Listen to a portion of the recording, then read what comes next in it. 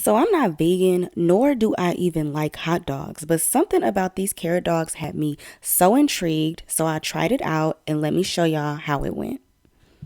So I'm starting with the carrot, duh, and now I'm just going to wash it, peel it, and I also cut off the ends of each side just so that it could be closer in size to a hot dog bun. The marinade and seasoning is the most important part.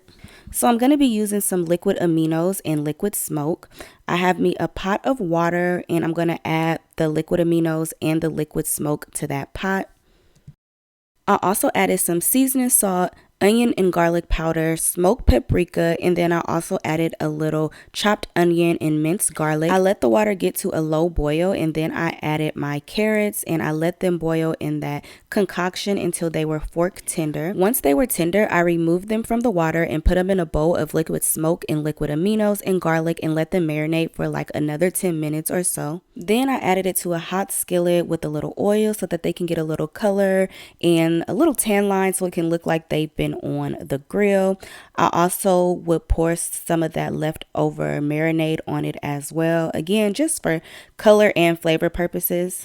To elevate the meal a little bit and make it more filling, I also did this simple vegetarian chili with these ingredients that you see here. I threw everything in a pot, seasoned it with the basics as well as chili powder and cumin, and it came out like this. Now to assemble, I'm going to take my bun, put a little mustard at the bottom. I'm going to add my carrot dog. I could have cut them a little shorter.